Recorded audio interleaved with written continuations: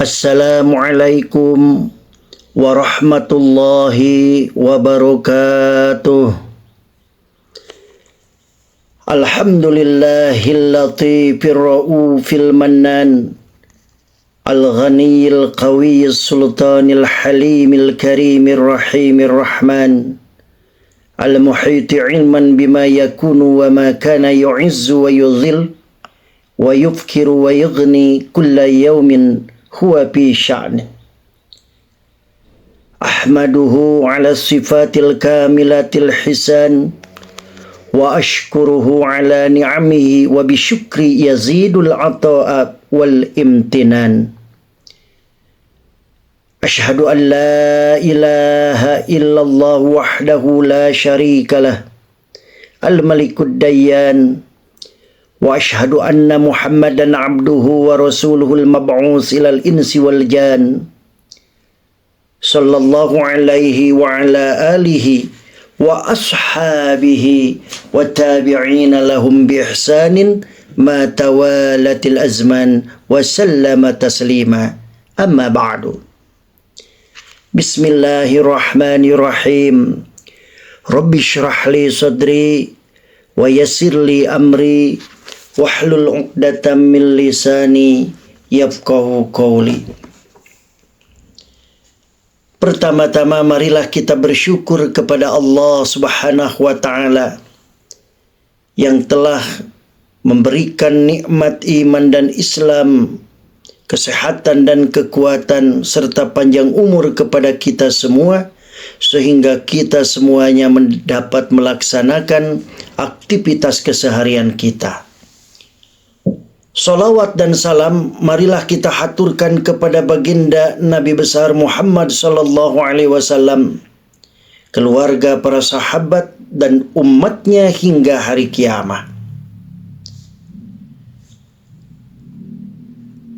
Mari senantiasa bertafakur, bertadabbur, juga bertadzakur terhadap pribadi kita masing-masing.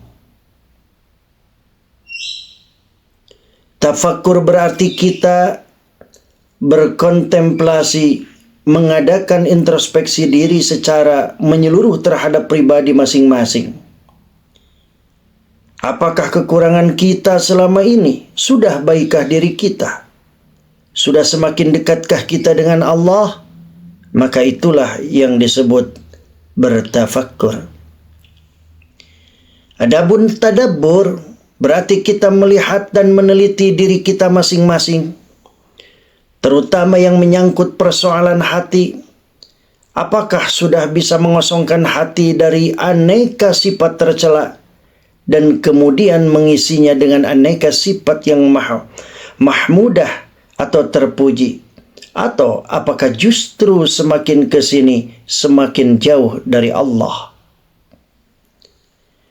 Adapun tadzakur berarti mari kita memperbanyak zikir kepada Allah Subhanahu wa taala. Zikir apa saja? Terutama zikir kalimat tauhid la ilaha illallah. Ada juga zikir lain seperti al-baqiyah as-salihat. Juga ada zikir sayyidul istighfar. Semoga dengan melakukan semua amalan zikir ini, keimanan dan ketakwaan kita semakin hari bertambah meningkat kepada Allah Subhanahu wa taala. Saudara-saudara, kaum muslimin wal muslimat rahimakumullah. Nabi besar Muhammad sallallahu alaihi wasallam adalah uswah hasanah. Beliau adalah suri tauladan yang baik bagi kita. Akhlak beliau sangat mengagumkan, bahkan disebutkan dalam kitab Maulid Ad-Daibai, akhlak beliau adalah Al-Quran.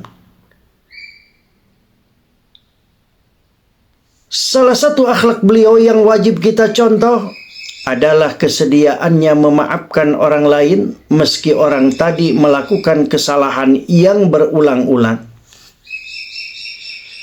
Memang beliau dalam hidup selalu mengalami pahit getirnya kehidupan yang sangat dahsyat. Seperti halnya nabi-nabi yang lain, beliau mengalami penolakan di sana-sini. Bahkan beliau pernah dilempar batu ketika hijrah ke Taif hingga berdarah-darah. Hampir saja Jibril marah hendak melempar orang-orang Taif dengan gunung Uhud. Namun Rasulullah SAW melarangnya. Bahkan beliau mendoakan mereka, "Ya Allah, berilah petunjuk kepada kaumku, sebab sesungguhnya mereka tidaklah tahu apa yang mereka lakukan." Ada juga peristiwa yang sungguh sangat memilukan yang pernah Rasulullah SAW alami. Kali ini penolakan atas risalah yang beliau bawa dilakukan dengan cara yang sangat keji, yakni kaum kafir Quraisy menumpahkan najis di atas kepala Nabi Muhammad SAW. Hal ini dilakukan oleh salah seorang dari kelompok kaum Quraisy. Tentu saja tindakan tersebut merupakan suatu penghinaan terhadap manusia agung kekasih Allah Subhanahu wa Ta'ala. Coba kita bayangkan, kaum muslimin wal muslimat rahimakumullah, setiap Nabi Muhammad SAW melewati sebuah rumah dalam perjalanan ke masjid. Dari jendela atas rumah itu selalu ada orang musyrik yang menumpahkan air najis ke kepalanya yang suci.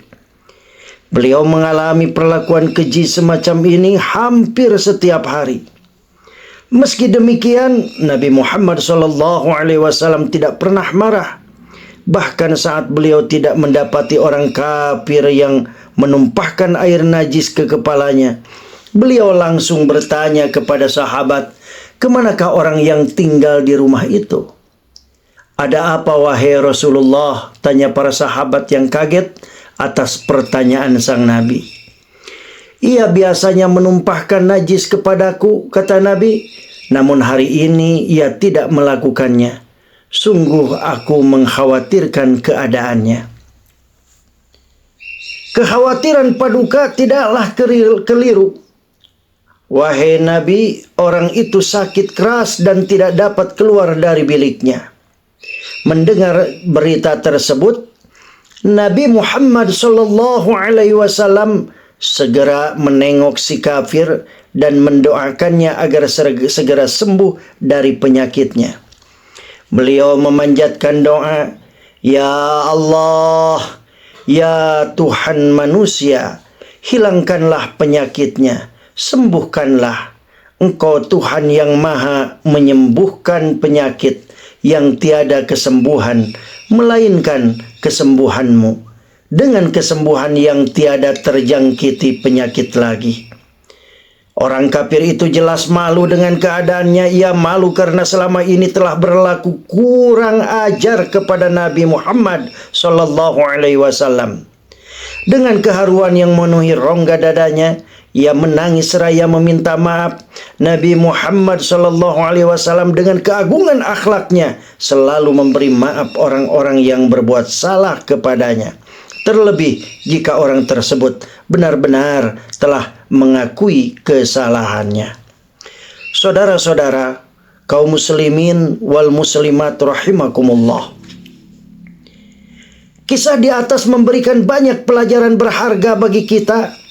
Pertama, bahwa Nabi Muhammad SAW adalah manusia luar biasa, manusia agung yang senantiasa sabar ketika mendapat perlakuan yang tidak baik atas dirinya. Bahkan, sekalipun perlakuan tersebut di luar batas kewajaran, beliau tetap begitu sabar dan tak pernah membalas perbuatan jelek dengan kejelekan pula. Adapun yang kedua, bahwa Nabi Muhammad SAW adalah teladan yang baik bagi kita semua. Mari kita meneladani keagungan akhlak beliau yang sungguh sangat luar biasa.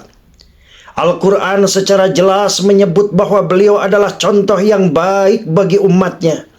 sebagaimana yang dijelaskan oleh Allah Subhanahu wa taala dalam firman-Nya, laqad kana lakum fi rasulillahi uswatun hasanah liman kana yarjullaha wal yawmal akhir wa dzakarallaha katsira. Sungguh pada diri Rasulullah sallallahu alaihi wasallam benar-benar ada suri tauladan yang baik bagimu, yaitu bagi orang yang berharap rahmat Allah dan kedatangan hari kiamat serta yang banyak mengingat Allah. Al-Quran surat Al-Ahzab ayat 21. Adapun hikmah yang ketiga, dari cerita itu kita dapat mengambil kesimpulan bahwa jangan pernah kita membalas kejelekan dengan kejelekan. Karena Rasulullah sallallahu alaihi wasallam adalah orang yang tidak pernah membalas kejelekan dengan kejelekan. Selalu Rasulullah sallallahu alaihi wasallam membalas dengan kebaikan dan kasih sayang. Ketika kita diperlakukan tidak baik oleh orang lain, maka yang harus kita lakukan adalah memaafkannya. Mari jaga hati kita. Kita olah menjadi qalbun salim, hati yang tidak sakit saat orang lain menyakitinya. Mari kita berdoa untuk kebaikan mereka dengan doa-doa yang baik agar hidayah Allah Subhanahu wa taala segera merasuk ke dalam hatinya sehingga mereka bisa sadar dan tidak mengulangi kesalahannya lagi. Saudara-saudara yang dimuliakan Allah Subhanahu wa taala, marilah kita renungkan firman Allah Subhanahu wa taala yang memerintahkan kita untuk menjadi manusia pemaaf. Khudhil afwa wa'mur bil 'urfi wa'rid 'anil jahilin. Jadilah pemaaf, perintahlah orang-orang pada yang ma'ruf, dan berpalinglah dari orang-orang bodoh. Al-Quran surat Al-A'raf ayat 199. Itu saja mungkin pengajian kali ini, dan mohon maaf yang sebesar-besarnya. Wabillahi taufiq wal hidayah wal afu minkum wallahul muwaffiq ila aqwamit thoriq. Wassalamualaikum warahmatullahi wabarakatuh.